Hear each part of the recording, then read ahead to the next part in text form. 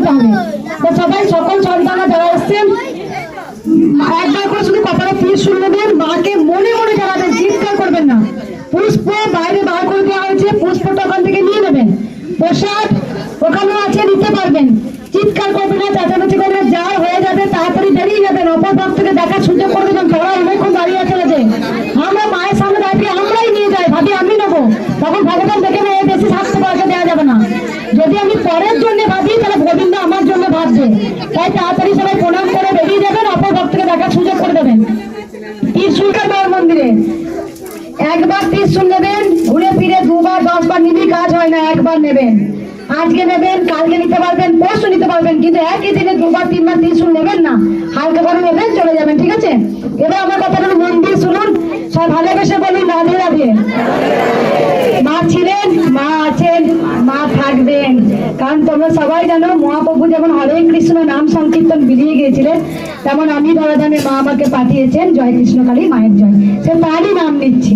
তাই তার নাম বদনে আমাদের নিতে হবে, তার নামেতে অসম্ভব শক্তি আছে। তবে একটা কথা, কৃষ্ণকালী মায়ের কাছে যারা এসছেন তারা কেউ খালি হাতে যাননি।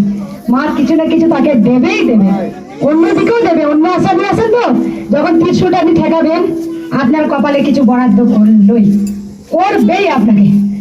আপনি বিলিয়ে নেবেন। এখানে হাজার হাজার মানুষ প্রতিদিন কেন আসে? তারা একবার ছাড়া 10 বার 13 বার 4 বার করে আসে। তাই মায়ের কাছে উঠলে বলবেন না আমার কিছু বলতে হয় না, মাকে মনে মনে জানাবেন। আপনার দুঃখের কথা অন্য জায়গায় কেন শুনতে হবে? সেটা সফল হয়, মনে মনে জানাবেন, দেখবেন বেশি কাজ পাবেন। জবাফুল গাছ থেকে তুলে খাবেন, টাটকা টাটকা মায়ের নাম করা হয়েছে।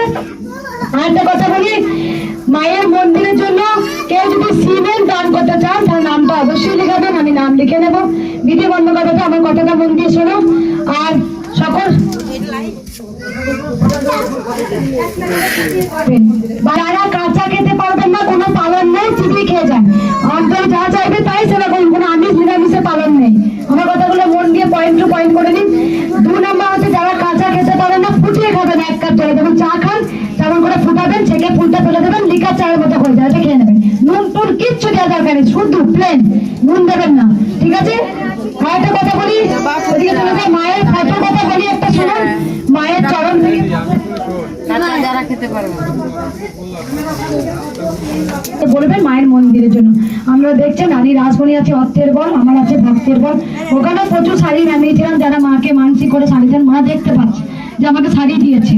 তাই শাড়ি আপনারা নিতে পারেন ভক্তি করে। মায়ের শাড়িতে অনেক মাহাত্ম আছে, অনেক রোগ জ্বালা কোনো কিছু ভাড়া থাকলে কেটে যায়। যারা আপনারা শাড়ি নিয়েছিলেন, মায়ের এই মন্দিরটা উঠেছে, করে উঠেছে আপনাদের সহযোগিতায়। যাই বাড়ি ওখানে দাঁড়াবো, চিৎকার করবেন একে একে। বাবু আয়, ত্রিশূল নিয়ে